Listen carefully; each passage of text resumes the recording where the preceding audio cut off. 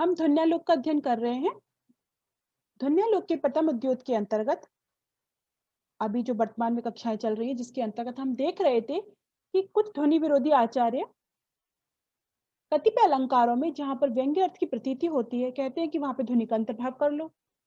लेकिन आचार्य आनंदवर्धन उनका खंडन करते हुए विस्तृत रूप से समझा रहे हैं कि जिन अलंकारों का उन्होंने उल्लेख किया है ध्वनि विरोधी आचार्यों ने, कि समासोक्ति, विशेषोक्ति, प्रायोक्ति, दीपक, अपनुति, शंकर आदि अलंकारों में ध्वनि के अंतर्भाव कर लो, इनमें व्यंग्य अर्थ की प्रतीति होती है। तो यहाँ पर आचार्य आनंदवर्धन एक एक अलंकार को उठाते हुए विस्तृत रूप से समझा रहे हैं कि इन अलंकारों में ध्वनि का अंतर्भाव नहीं हो सकता। इसी क्रम में अभी तक हम लोगों ने समासोक्ति अलंकार, फिर दीपक, अपनुति, विशेषोक्ति, प्रायोक्ति एवं शंकर अलंकार तक का अध्ययन कर लिया था। और वहां पे जो वो पंक्ति आती है वो कहते हैं शंकरादौ, इन अलंकारों में जहां व्यंग्य अर्थ की प्रतीति होती है।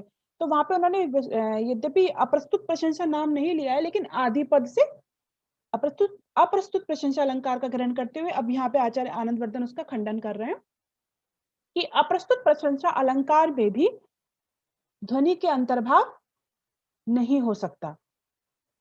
ठीक है, तो अब उसका बताते हुए वो कह रहे हैं, देखो क्या कहते हैं, अप्रस्तुत प्रशंसायामपि यदा सामान्य विशेष भावान निमित्त निमित्ति भावाद वा अभिधीयमानस्य अप्रस्तुतस्य प्रतीयमानेन प्रस्तुतेन अभिसंबंध तदा अभिधीयमान प्रतिमानयोः समवेत प्राधान्यम्। यदा तावत् सामान्यस्य अप्रस्तुतस्य अभिधीयमानस्य प्रकरणिकेन विशेषेण प्रतीयमानेन संबंधस्तथा विशेष प्रतीतौ सत्यामपि प्राधान्येन तत् सामान्येन अविनाभावाद सामान्यस्यापि प्राधान्यम्। यदापि विशेषस्य सामान्य निष्ठत्वं तदापि सामान्यस्य प्राधान्ये सामान्य सर्व विशेषाणाम अंतर्भावाद विशेषस्यापि प्राधान्यं निमित्त निमित्ति भावे चायमेव न्यायः। अभी और भी हैं। तो बेटे यहाँ पे अप्रस्तुत प्रशंसा अलंकार में ध्वनि के अंतर्भाव का निषेध कर रहे हैं आचार्य आनंदवर्धन। यद्यपि मैं आपको थोड़ा संक्षेप में पहले समझा चुकी थी कि क्या यहाँ पे कहना चाह रहे हैं, लेकिन हमने पंक्ति से अध्ययन नहीं किया था, तो उसको हम यहाँ पे विस्तृत रूप से देखेंगे।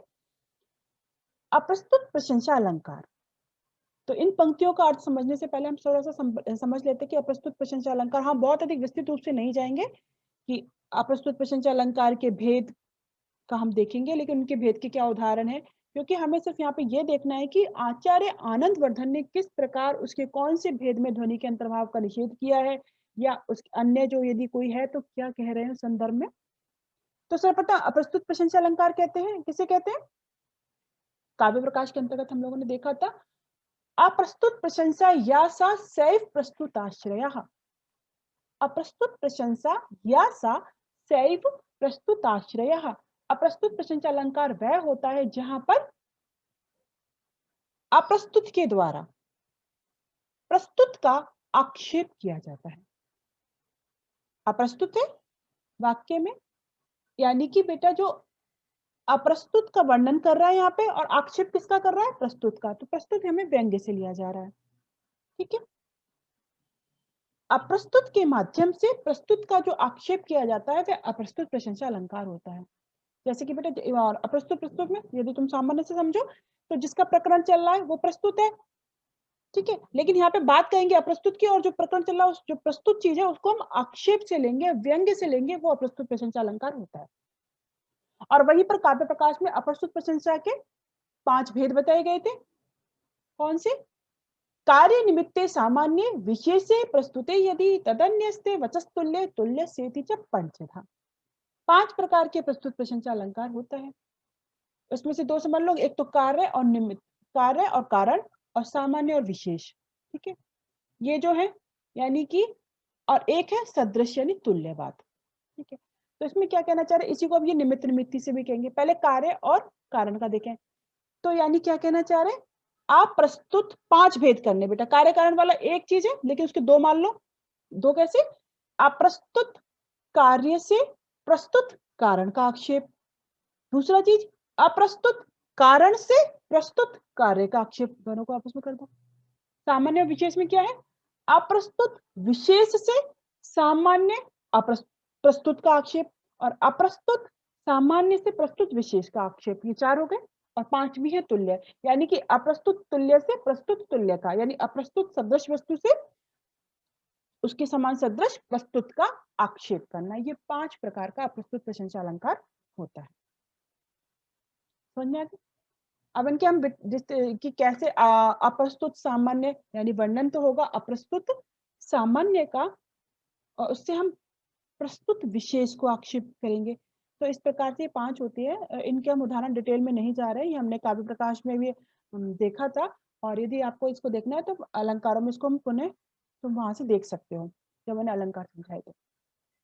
अब यहाँ पे देखो बेटा, ध्वनि कार्य संदर्भ में क्या कह रहे हैं कि ये वो कहते हैं कि इनके जो शुरू के 4 भेद हैं, यानी कार्य कारण वाले और सामान्य और विशेष वाले, इन चारों में तो क्या होता है कि बोले ध्वनि की बात नहीं है, ध्वनि का अंतर्भाव नहीं हो सकता। क्यों? क्योंकि वहां पे जो वाच्य होता है, यानी अप्रस्तुत जो वाच्य है, यानी अप्रस्तुत सामान्य वाच्य हो या पे, या अप्रस्तुत विशेष हो, या अप्रस्तुत कार्य हो, या अप्रस्तुत कारण हो, जो वाच्य है और उससे जो व्यंग्य अर्थ लिया जा रहा है प्रस्तुत, उन दोनों का समान प्राधान्य होता है। वाच्य का और व्यंग्य का समान प्राधान्य होता है। जब प्राधान्य समान होता है तो ध्वनि की बात ही नहीं है, तो ध्वनि के अंतर्भाव का प्रसंग ही नहीं है। हमने देखा व्यंग्य वाच्य ध्वनि बुधई कथिता, व्यंग्य से बढ़ के, वाच्य से बढ़ के होना चाहिए व्यंग्य, तब ध्वनि होती है। तो शुरू के जो ये 4 भेद है, इनमें तो ध्वनि के अंतर्भाव का बात ही नहीं है। लेकिन हाँ, जो 5वां भेद है सदृश वाला, बोले इसमें 2 स्थितियां हो सकती हैं। जैसे कि हम लोगों ने वो भी देखा था, प्रयुक्ति में भी देखा था, शंकर में भी देखा था, 2 स्थितियां हो सकती हैं। उसमें क्या है बेटा, उसमें कहते हैं कि जब 2 स्थितियां हो सकती हैं, तो जहां पर वाच्य से बढ़कर के व्यंग्य हो, यानी सदृश अप्रस्तुत सदृश वस्तु से जो वाच्य है उससे जो प्रस्तुत सदृश व्यंग्य लिया जा रहा है, यदि व्यंग्य बढ़कर होगा तो ध्वनि होगी। तो तब ऐसे जो उदाहरण दिखाई देंगे जहां पर वाच्य से बढ़कर के व्यंग्य होगा, तो उन उदाहरणों का अंतर्भाव तुम ध्वनि में कर लो, वहां पे वस्तु ध्वनि हो जाएगी। लेकिन जिन उदाहरणों में वाच्य बढ़कर है, व्यंग्य का प्राधान्य नहीं है, तो वो तो एक अलंकार मात्र होगा, तो यहाँ पे भी ध्वनि की बात नहीं कही जा सकती। तो वही हमने जैसे देखा था, तो कतिपय यदि कुछ ऐसे उदाहरण दिख जाते हैं तो उनका अंतर्भाव ध्वनि में हो जाएगा, और जो उदाहरण जिनमें व्यंग्य बढ़कर नहीं है उनका अंतर्भाव किसमें कर दोगे आप? वो अलंकार मात्र ही रहेंगे। यही बात इन्होंने समझाई है। आप देखो, जो मैंने पूरी बात तुम्हें समझाई है उसको पंक्ति से देखो, इसमें तुम्हें और समझ में आ जाएगा। अप्रस्तुत प्रशंसा यामपि, अप्रस्तुत प्रशंसा अलंकार में भी, यदा माने जब, सामान्य विशेष भावान, सामान्य और विशेष भाव से, अथवा निमित्त निमित्ती भावात, निमित्त निमित्ती भाव से, निमित्त निमित्ती का मतलब कार्य कारण, निमित्त निमित्ती भाव से अभिधीयमानस्य अप्रस्तुतस्य, जो अभिधीयमान अप्रस्तुत है, जो कहा जा रहा है प्रस्तुत, उससे प्रतीयमानेन प्रस्तुतेन, प्रतीयमान प्रस्तुत, यानी प्रस्तुत आक्षेप लिया जाएगा। मैं हमने देखा ना, अप्रस्तुत प्रशंसा यासा सह प्रस्तुत आश्रय, जो अप्रस्तुत, जो अभिधीयमान अप्रस्तुत है, उससे जो प्रस्तुत आक्षेप किया जा रहा है वो व्यंग्य है। तो अभिधीयमान अप्रस्तुत का प्रतीयमान, यानी जो व्यंग्य प्रस्तुत हम ले रहे हैं उससे आक्षेप कर रहे हैं, तो प्रतीयमान प्रस्तुत से संबंध, माने जो संबंध होता है, तब बात समझ में आ गई। अप्रस्तुत प्रशंसा अलंकार में जब सामान्य और विशेष भाव से अथवा निमित्त निमित्ती भाव से जब अभिधीयमान अप्रस्तुत का प्रतीयमान प्रस्तुत से संबंध होता है, ये हमने जो 4 उदाहरण देखे थे, 4 भेद देखे हैं अप्रस्तुत प्रशंसा के शुरू के, अप्रस्तुत सामान्य से प्रस्तुत विशेष, अप्रस्तुत विशेष से प्रस्तुत सामान्य, अप्रस्तुत कारण से प्रस्तुत कार्य, या अप्रस्तुत कार्य से प्रस्तुत कारण। तो याद रखना, एक तरफ अप्रस्तुत है, दूसरी तरफ प्रस्तुत है। अप्रस्तुत कहा जा रहा है अभिधीयमान है, और प्रस्तुत का हम आक्षेप कर रहे हैं, तो दोनों में एक उल्टा कर दो, कभी सामान्य है तो वहां पे विशेष, वहां पे विशेष है तो सामान्य, ठीक है। तो इनका आपस में जब संबंध होता है तब क्या होता है, संबंध होने की स्थिति में तब अभिधीयमान प्रतिमानयो, जो अभिधीयमान है और जो प्रतीयमान है, अभिधीयमान जो कहा जा रहा है यानी अप्रस्तुत, और जो प्रतीयमान अर्थ है, जो व्यंग्य अर्थ है वो क्या है, प्रस्तुत दोनों में, दोनों का क्या होता है, सममेव प्राधान्यम, प्राधान्य कैसा होता है, समान होता है, दोनों की प्रधानता होती है। यानी कि अप्रस्तुत प्रशंसा है, बात छोटी सी बेटा, लेकिन इन्होंने हम, चूंकि हम लोग इसे समझ चुके हैं तो मेरे पंक्ति का अर्थ समझ में अब ज्यादा क्लिष्टता नहीं होगी, कि ये कह रहे हैं कि जब अप्रस्तुत प्रशंसा अलंकार के सामान्य और विशेष या निमित्त निमित्ती दोनों ही में अप्रस्तुत और प्रस्तुत दो जब संबंध होता है, तो जो अप्रस्तुत है और जो व्यंग्य अर्थ प्रस्तुत है, दोनों में क्या होता है, दोनों का ही समान प्राधान्य होता है। और जब हमने देखा कि दोनों का प्रधान होता है, जब दोनों ही प्रधान होते हैं बराबर, समान प्राधान्य होता है, तब क्या होता है, तब तो ध्वनि होती ही नहीं है। तब देखो क्या होता है फिर, एक बार मैं तुम्हें यहाँ से दिखाती हूँ पंक्ति ताकि तो कंफ्यूज, क्योंकि एकदम शब्द इस तरह से दिख रहे हैं। देखो बेटा, ये कह रहा है ना, यदा प्रस्तुत अब जब ऐसी स्थिति होती है जब दोनों का संबंध होता है, तब अभिधीयमान यानी अप्रस्तुत का, प्रतीयमान यानी प्रतीयमान यानी प्रस्तुत में दोनों का क्या होता है, सममेव प्राधान्यम, समान ही प्राधान्य होता है, दोनों की प्रधानता समान होती है। ठीक है, क्योंकि यदा, क्योंकि, और स्पष्ट करते हुए बता रहे हैं, क्योंकि यदा तावत जब सामान्य से अप्रस्तुतस्य क्या होता है, अभिधीयमान सामान्य जो अप्रस्तुत है, जो कहा जा रहा है अप्रस्तुत, और वो कौन सा सामान्य वाला भेद बता रहे हैं, या अप्रस्तुत सामान्य से प्रस्तुत विशेष की बात हो रही है, अप्रस्तुत सामान्य से प्रस्तुत विशेष की बात हो रही है, उसकी बात कह रहे हैं। जब अभिधीयमान सामान्य अप्रस्तुत का अभिधीयमानस्य प्रकरणिकेन विशेषेण प्रतीयमानेन संबंधस्तथा, जब अभिधीयमान सामान्य प्रस्तुत का प्रतीयमान विशेष प्रस्तुत के साथ संबंध होता है, जो व्यंग्य अर्थ लिया जा रहा है प्रस्तुत है, जो विशेष है उसके साथ संबंध होता है, तब क्या होता है, विशेष की प्रतीति प्रधान होती है, ये कह रहे हैं।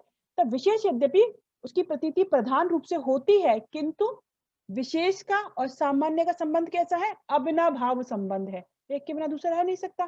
तो विशेष का सामान्य के साथ अविनाभाव संबंध होने के कारण सामान्य का ही प्राधान्य होता है, ये बात कह रहे हैं। यानी ऐसा नहीं कि जब सामान्य से विशेष की प्रतीति लेते हैं, आक्षेप करते हैं, तब विशेष की प्रतीति होती है कि विशेष प्रधान है, लेकिन दोनों में अविनाभाव संबंध है। तो जब अविनाभाव संबंध होता है तो सामान्य का भी प्राधान्य होता है, यानी सामान्य और विशेष यानी अप्रस्तुत और प्रस्तुत यानी वाच्य और व्यंग्य दोनों का ही प्राधान्य समान होता है। उस स्थिति में तो ध्वनि की बात ही नहीं है। तो देखो फिर वही कह रहे हैं, यदा तावत सामान्य है जो अप्रस्तुत है, जो अभिधीयमानस्य प्रकरणिकेन विशेषेण, जो विशेष है प्रतीयमान उससे संबंध होता है, तब विशेष प्रतीति के होने पर भी प्राधान्य जो सामान्य है उसका अब प्राधान्य सामान्य अविनाभाव, सामान्य का उससे अविनाभाव होता है, इसलिए सामान्य का भी प्राधान्य है। यानी कि साधारण शब्दों में देखें तो जब अप्रस्तुत सामान्य और प्रस्तुत विशेष जो भी बात हो रही है, अप्रस्तुत की और प्रस्तुत की, तो दोनों में क्या कहना चाह रहे हैं बेटे, सामान्य शब्दों में देखें तो वाच्य और व्यंग्य दोनों का ही प्राधान्य समान होता है। ठीक है, सामान्य से भी प्राधान्य समान होता है। अथवा यद्यपि विशेषस्य, और जब विशेष सामान्य निष्ठत्व, जब विशेष सामान्य निष्ठ होता है, तब सामान्य से प्राधान्य, तो सामान्य का प्राधान्य होने पर भी सर्व विशेषाणाम अंतर्भावात्, सारे विशेषों का अंतर्भाव होने के कारण विशेषस्य भी प्राधान्यम, विशेष का भी प्राधान्य होता है। ये कह रहे हैं जब विशेष सामान्य निष्ठ होता है तब सामान्य का प्राधान्य प्रतीत होता है हमें, लेकिन समस्त विशेषों का अंतर्भाव किसमें होता है, समस्त विशेषों का अंतर्भाव होने के कारण विशेष की भी प्रधानता होती है। इसलिए विशेष और सामान्य में जब भी बात होगी तो दोनों का ही प्राधान्य होगा, ये बात कह रहे हैं। और इस बात को इन्होंने जब एक चीज में समझा दी तो वो कह रहा है कि निमित्त निमित्ति भावे चा अयम एव न्याय, निमित्त निमित्ति के प्रसंग में भी यही न्याय है, यानी कार्य कारण के संदर्भ में भी ऐसा ही है। यानी जब कार्य अप्रस्तुत होगा तो कारण जो प्रस्तुत है, या कारण जो अप्रस्तुत है उससे जो कार्य जो प्रस्तुत है, दोनों का ही प्राधान्य समान होता है। इतनी सी बात है। यानी कि ऊपर की जितनी पंक्तियां देखें उसका यदि हम सरल शब्दों में देखें तो ये कहना चाह रहे हैं कि अप्रस्तुत प्रशंसा अलंकार के जो प्रारंभिक 4 भेद हैं, जिनमें सामान्य, विशेष और कार्य कारण, यानी अप्रस्तुत सामान्य से प्रस्तुत विशेष, और ये जो हमने 4 भेद देखे उनमें व्यंग्य और वाच्य यानी अप्रस्तुत और प्रस्तुत दोनों का ही प्राधान्य समान होता है, इसलिए वहां पे ध्वनि की बात नहीं है। ठीक है, अब आगे कहते हैं यदा तु सारूप्य मात्र वशेन अप्रस्तुत प्रशंसायाम अप्रकृतयोः संबंधः तदाप्य अप्रस्तुतस्य स्वरूपस्य अभिधीयमानस्य प्राधान्येन अविवक्षायां ध्वनावेव अंतःपातः इतरत्र अलंकारांतरमेव। अब जो हमने जो एक लास्ट का भेद देखा था, सदृश वाला जो भेद था, यानी कि सदृश अप्रस्तुत से तुल्य अप्रस्तुत से तुल्य प्रस्तुत का आक्षेप, उसकी जो 2 स्थितियां हमने देखी थी उसी को स्पष्ट करें 3 पंक्तियों में। क्या कह रहे हैं? यदा तु सारूप्य मात्र वशेन, यदा तु जब सारूप्य मात्र वशेन, सारूप्य मात्र यानी सादृश्य मूलक जो अप्रस्तुत प्रशंसा है, जो हमारी 5वीं यानी सादृश्य मूलक सदृश तुल्य वाली जो अप्रस्तुत प्रशंसा उसकी बात कर रहे हैं। जब सादृश्य मूलक अप्रस्तुत प्रशंसा में अप्रस्तुत प्रशंसायाम अप्रकृतयोः हो, तो क्या होता है बेटा? ऐसी अप्रस्तुत प्रशंसा में अप्रस्तुत और प्रस्तुत दोनों का ही जब संबंध होता है, 5वीं यानी सदृश अप्रस्तुत प्रशंसा में जब प्रस्तुत और अप्रस्तुत दोनों का ही आपस में जब संबंध होता है, तब क्या होता है? अप्रस्तुतस्य स्वरूपस्य अभिधीयमानस्य प्राधान्येन अविवक्षायाम ध्वनावेव अंतःपातः। तो जब अभिधीयमानस्य जो अभिधीयमान यानी जो कहा जा रहा है, अभिधीयमान जो ये दिखाई दे रहा है, जो अभिधीयमान अप्रस्तुतस्य, जो अभिधीयमान अप्रस्तुत है, जो वर्णन किया जा रहा है, जो वाच्य है अप्रस्तुत, उससे प्राधान्येन अविवक्षायाम, प्राधान्य की विवक्षा ना होने पर, ठीक है, अभिधीयमान सदृश अप्रस्तुत से प्राधान्य की विवक्षा ना होने पर इसका अंतर्भाव ध्वनि में हो जाता है। ये कह रहे हैं कि जब अप्रस्तुत है और जो प्रस्तुत है, जो व्यंग्य जो सदृश वाला भेद है, जब प्रस्तुत हमारा आक्षेप से लिया जाएगा और प्रस्तुत जब प्राधान्य होगा उसका, तब कह रहे हैं कि तब तो उसका किसमें? ध्वनि में अंतर्भाव हो जाएगा। ठीक है, कौन सा? यानी कि प्राधान्य की अविवक्षा ना होने पर, किसकी? यानी कि जब वाच्य की प्राधान्य नहीं होगा उसकी अविवक्षा होगी। जब वाच्य को हम प्राधान्य नहीं कहेंगे, यानी तो फिर कौन प्राधान्य रहा? किसका? व्यंग्य का। तो सदृश वाले भेद में जब वाच्य और व्यंग्य में, तो जब वाच्य का प्राधान्य नहीं होगा तो किसका प्राधान्य हो गया बेटा? व्यंग्य का प्राधान्य हो गया, प्रतीयमान प्रस्तुत का प्राधान्य हो गया, तो उसका अंतर्भाव ध्वनि में हो जाएगा। ऐसे उदाहरणों में ये बात कह रहे हैं। तो 5वां जो अप्रस्तुत प्रशंसा अलंकार का जो भेद है, सदृश वाला तुल्य वाला, उसमें जब अभिधीयमान जो अप्रस्तुत है, जो वाच्य अप्रस्तुत है, उसकी प्राधान्य की विवक्षा नहीं होगी, यानी जब वो प्रधान नहीं होगा, यानी प्रतीयमान प्रस्तुत प्राधान्य होगा उसका, तो उसका अंतर्भाव, ऐसे उदाहरणों का अंतर्भाव ध्वनि में हो जाएगा। यानी एक स्थिति हो गई उनका अंतर्भाव, यदि ऐसे हैं तो थोड़ा सा चीज पर चाहिए, ध्वनि का विषय तो महान है, हमने पहले भी देखा है। तो ऐसे उदाहरणों का अंतर्भाव ध्वनि में हो जाएगा, ना कि हम पूरी ध्वनि का अंतर्भाव इस अप्रस्तुत प्रशंसा अलंकार में कर लेंगे। वो बात हम पहले भी देख चुके हैं। तो ऐसे उदाहरणों का अंतर्भाव ध्वनि में हो जाएगा। और जब इतरत माने इससे अन्य, अन्य क्या हो गया बेटा? जब प्राधान्य होगा किसका? वाच्य का। वाच्य की बात कह रहे हैं ना, अप्रस्तुतस्य अभिधीयमानस्य। जब अप्रस्तुत जो कहा जा रहा है वाच्य अप्रस्तुत, उसका प्राधान्य होगा, जब प्राधान्य होगा तो वो तो अलंकार मात्र ही होगा, वो ध्वनि की बात हो ही नहीं सकती। ये बात इन्होंने बड़ी है, बात सिंपल सी, उसको हमने पंक्तिशः देखा। तो यदि हम पूरा इसको समराइज करते हुए एक बार पुनः देखें, संक्षेप में यदि कोई पूछे कि अप्रस्तुत प्रशंसा अलंकार में ध्वनि के अंतर्भाव का निषेध आचार्य आनंद वर्धन ने कैसे किया है, तो ये कहते हैं कि अप्रस्तुत प्रशंसा यासस है प्रस्तुताश्रया। अप्रस्तुत प्रशंसा वह होती है जहां पर अप्रस्तुत से प्रस्तुत का आक्षेप किया जाता है। वह 5 प्रकार की होती है। अप्रस्तुत सामान्य से मैं पूरा कई बार बता चुकी हूँ। सामान्य विशेष और कार्य कारण वाले जो 4 भेद है उनमें तो वाच्य का और व्यंग्य का, यानी कि अप्रस्तुत का और प्रस्तुत का दोनों का प्राधान्य समान होता है, इसलिए वहां पे ध्वनि की बात ही नहीं है। जो 5वां भेद है सदृश वाला, तुल्य वाला, वहां पर कहते हैं कि 2 स्थितियां हो सकती हैं। जब जो वाच्य है, जो अप्रस्तुत है, उसकी प्राधान्य नहीं होगा, यही वो प्राधान्य होगा तो व्यंग्य का प्राधान्य होगा। तो वो जब व्यंग्य प्राधान्य होगा तो ऐसे उदाहरणों का अंतर्भाव ध्वनि में हो जाएगा, और जिनमें वाच्य की प्रधानता होगी, व्यंग्य फिर उसके व्यंग्य की प्रधानता रही नहीं। जब वाच्य की प्रधानता होगी तो ये तो केवल अलंकार मात्र होगा। इसलिए एक छोटे से अप्रस्तुत प्रशंसा अलंकार के 5 भेदों में से भी एक जो पंचम भेद है उसमें से भी एक कुछ स्थितियों में हमें ध्वनि दिखाई दे सकती है, तो उस उदाहरणों का अंतर्भाव ध्वनि में हो जाएगा, ना कि संपूर्ण ध्वनि का अंतर्भाव आप अप्रस्तुत प्रशंसा अलंकार में कर सकते हैं। यह आचार्य आनंदवर्धन ने यहाँ सिद्ध किया है। अब समझ में आ गया होगा सबको। तो ये अप्रस्तुत प्रशंसा अलंकार का इस प्रकार से हमने ध्वनि के अंतर्भाव का इसमें निषेध किया है। अब आगे की क्लास में हम आगे देखेंगे। अब ये संक्षेप में सारे उसको देंगे कुछ कि किस प्रकार से ध्वनि के अंतर्भाव की जो हमने बात कही है, अलंकारों में निषेध किया है, उसको कुछ श्लोकों के माध्यम से ये संग्रहित करेंगे। उसे हम नेक्स्ट क्लास में देखेंगे। आज की क्लास हम यही रखते हैं।